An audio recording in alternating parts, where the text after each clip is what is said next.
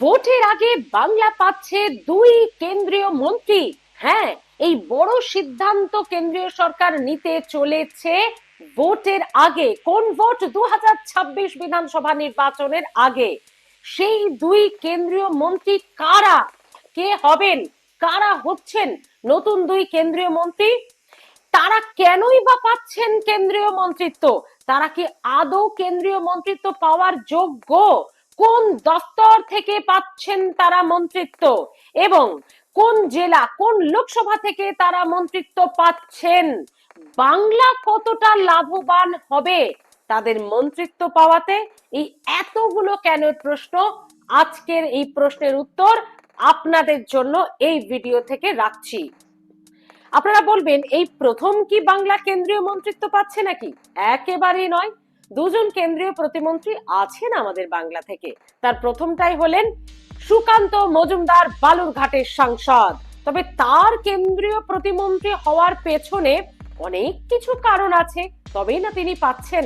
যেমন, তিনি বিজেপির একজন ভালো রাজ্য সভাপতি ছিলেন। হ্যাঁ, এখন তিনি প্রাক্তন বিজেপির রাজ্য সভাপতি। দিলীপ ঘোষের পরপরই যদি ব্যাটনটা সফলভাবে কেউ ধরতে পারেন, তিনি হলেন এই শিক্ষিত অধ্যাপক মানুষ, সুরাজনীতিবিদ, যার কাছে আমরা কিন্তু তেমন ভাবে খুব খারাপ ভাষায়, খুব অশালীন ভাষায় কিন্তু তেমন ভাবে বিদ্রুপ বা কটাক্ষ অন্য দলের নেতাদের করতে দেখি না। সুসজ্জিত, সুমার্জিত এবং সুশিক্ষিত একজন মানুষ, এবং তিনি অবশ্যই বালুরঘাটকে ধরে রেখেছেন একবার না, বিজেপির টিকিটে দুবার।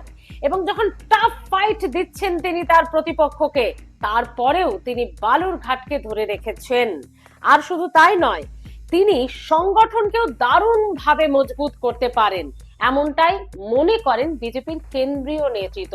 সে কারণেই এই এত ভালো সংগঠক, বিজেপির প্রাক্তন রাজ্য সভাপতি, দুবারের সাংসদ, একজন অধ্যাপক, সুশিক্ষিত মানুষ এবং পরিশীলিত তার কথা, এ কারণেই তাকে কেন্দ্রীয় মন্ত্রিত্ব দেওয়া হয়েছে মনে করেন অনেকেই। এবং অবশ্যই কেন্দ্রীয় নেতৃত্বের সঙ্গে তার একটা সুসম্পর্ক বজায়, অর্থাৎ রাজ্যের যেমন প্রধান মুখ তিনি বিজেপি নেতৃত্বের, ঠিক সেইভাবেই কেন্দ্রীয় নেতৃত্বের সঙ্গে, প্রধান নেতৃত্বের সঙ্গে একটা সুসম্পর্ক সব সময় তিনি কোঅর্ডিনেশন বজায় রাখেন। এ কারণেই দ্বিতীয় জন হচ্ছেন জাহাজ প্রতিমন্ত্রী শান্তনু ঠাকুর। এবং এই বনগাঁর সাংসদ শান্তনু ঠাকুর, তিনি একাই বুঝিয়ে দিয়েছেন যে একাই 100। গোটা মতুয়া সমাজকে কার্যত, যদি তার কোনো সিদ্ধান্ত, তার কোনো বক্তব্য বা বলা চলে, তিনি যখনই কথা বলেন একেবারে উজ্জীবিত করে তোলেন। আর মমতা বালা ঠাকুর থেকে শুরু করে গোটা বনগাঁতে যে তৃণমূল নেতৃত্ব রয়েছে, সেই তৃণমূল নেতৃত্বকে যদি একা কেউ কোণঠাসা করতে পারেন, তার নাম শান্তনু ঠাকুর। চাঁচা ছোলা ভাষায় মমতা বন্দ্যোপাধ্যায় থেকে অভিষেক বন্দ্যোপাধ্যায় একেবারে গোটা চাঁচা ছোলা ভাষায় যখনই মুখ খোলেন, তখনই কার্যত একেবারে বান ছোড়েন বলা চলে। এবং অবশ্যই বনগাঁর মতো একটা বড় বেল্টে, মতুয়া সমাজের মতো যখন এরকম সেন্সিটিভ একটা জায়গায় এই সংগঠনকে, বিজেপির মতো দলের সংগঠনকে যদি চাঙ্গা করে রাখেন, ধরে রাখেন, তিনি শান্তনু ঠাকুর।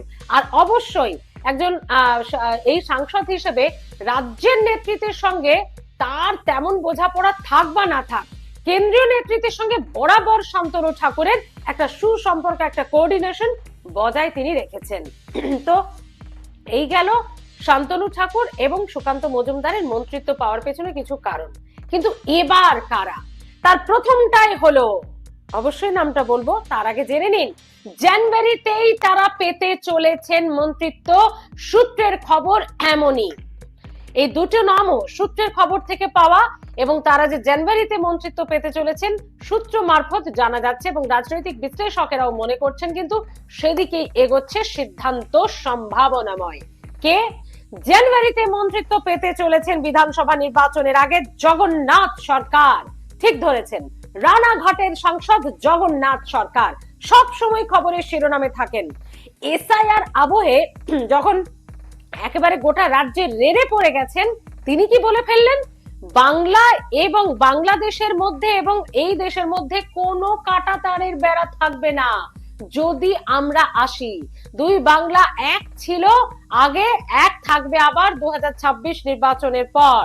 যদি আমরা 2026 নির্বাচনে ভোটে জিতে এই বাংলায় আসি শাসক দল হিসেবে, তাহলে দুই বাংলার মধ্যে কোনো কাঁটা তারের বেড়া থাকবে না।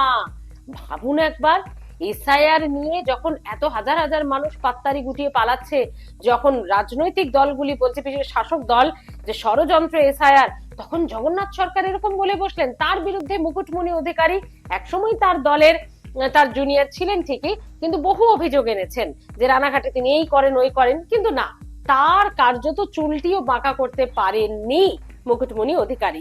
সেই জগন্নাথ সরকার, তিনি সব সময় শিরোনামে থাকেন, এবং রানাঘাটের মতো লোকসভাতে সংগঠনকে যদি চাঙ্গা করে রাখতে পারেন, তাহলে এই জগন্নাথ সরকার, যখন আমরা দিলীপ ঘোষকে দেখছি, যখন আমরা সুভাষ সরকারকে দেখছি, যখন আমরা নিশীথ প্রামাণিককে দেখছি সবুজ সুনামির কাছে হার মেনে নিতে, তখন জগন্নাথ সরকার কিন্তু বিজেপির পদ্মফুল ফুটিয়েই চলেছেন রানাঘাটে। তিনিও পেতে চলেছেন মন্ত্রিত্ব, এমনটাই সূত্রের খবর, সম্ভাবনাময় খবর। আর সেকেন্ড পার্সন সৌমিত্র খাঁ, বিষ্ণুপুরের সাংসদ সৌমিত্র খাঁ, বরাবর তর্কে বিতর্কে বহুবার তার নাম উঠে এসেছে। ব্যক্তিগত জীবন থেকে রাজনৈতিক কেরিয়ার, সব সময় বিতর্ক তার পিছু ছাড়েনি, তার সঙ্গেই থেকেছে। আবার রাজ্যের শাসক দলের নেতাকর্মীরা, বিষ্ণুপুরের নেতাকর্মীরা, তারা আবার বলেন, বাবা এলাকার সাংসদ তো তিনি তো এখানে ওয়ান্টেড, মানে তাকে তো এখানে দেখাই যায় না, তিনি তো এলাকাতেই থাকেন না। কিন্তু বিজেপি নেতৃত্ব ওসব এমনি করে থুতকারে উড়িয়ে দিয়েছে। কি বলেছেন?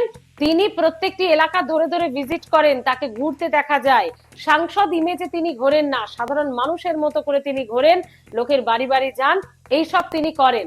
ফলে বিজেপি নেতৃত্ব, এই শাসক দলের এই যে সৌমিত্র খাঁকে দেখা যায় না, এসব মানেইনি।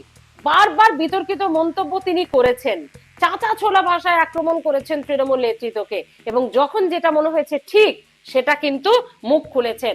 রাজ্য নেতৃত্বের সঙ্গে কিন্তু সৌমিত্র খাঁয়ের তেমন খুব একটা সুসম্পর্ক নেই বন্ধুরা। হ্যাঁ, বারে বারে বিতর্কিত মন্তব্য কিন্তু তিনিও করেছেন। একদিকে যদি আমরা দেখি হুমায়ুন কবিরকে, অন্যদিকে যদি আমরা দেখি সৌমিত্র খাঁকে, এক একটা পোস্টকে ঘিরেও কিন্তু সৌমিত্র খাঁয়ের বিতর্ক তৈরি হয়েছে। কিন্তু সংগঠন যেমন চালিয়ে গেছেন, বিষ্ণুপুরকে যেমন ধরে রেখেছেন, পাশের জেলা বাঁকুড়ায় তার থেকে কত বয়সে বড় বর্ষিয়ান বিজেপি নেতা বা বর্ষিয়ান রাজনীতিবিদ, আমরা যদি দেখি যে অরূপ চক্রবর্তীর কাছে হেরে গেলেন সুভাষ সরকার, সুভাষ সরকার হেরে গেছেন, কিন্তু সৌমিত্র খাঁ বিষ্ণুপুরকে তার পাশের জেলাতে, পাশের লোকসভাতেই ধরে রেখেছেন সবুজ সুনামির কাছে হার নাম মেনে। তো সেই জগন্নাথ সরকার আর সৌমিত্র খাঁ, এই সৌমিত্র খাঁ এবং জগন্নাথ সরকার, এই দুজনকেই কিন্তু পুরস্কৃত করতে চলেছে বিজেপি কেন্দ্রীয় নেতৃত্ব, সৌমিত্র খাঁ আর জগন্নাথ সরকার। কিন্তু কোন দপ্তরের মন্ত্রিত্ব তারা পাচ্ছেন সেটা এখনো পরিষ্কার নয়, তবে জানুয়ারিতে এই যে মন্ত্রিত্ব তারা পেতে চলেছেন, এমনটা কিন্তু সূত্রের খবর, সম্ভাবনাময় খবর। তাহলে বন্ধুরা, আপনাদের কাছে প্রশ্ন রাখবো, সৌমিত্র খাঁ এবং জগন্নাথ সরকার, বিষ্ণুপুরের সাংসদ ও রানাঘাটের সাংসদ, তারা কি মন্ত্রিত্ব পাওয়ার যোগ্য বলে মনে করেন আপনারা? তারা কি বিজেপির সত্যি এমন দুটো মুখ যারা মন্ত্রী হওয়া দরকার, হলে কোন দপ্তরের মন্ত্রী তারা হন আপনারা বাংলার মানুষের মতো করে চাইছেন, বা সেটা বাংলা কোন দপ্তরের মন্ত্রিত্ব তারা পেলে বাংলা ফায়দা পাবে, বাংলা লাভবান হবে, বা আদৌ কি তারা সত্যি মন্ত্রিত্ব পাবেন? কি মনে হয়? এই প্রশ্নের উত্তরগুলো অবশ্যই আপনাদের কাছে জানতে চাইবো, বাকিটা তো আপনাদের সামনে তুলে ধরলাম। ভালো থাকুন, দেখতে থাকুন স্পিক ইউ বেঙ্গল।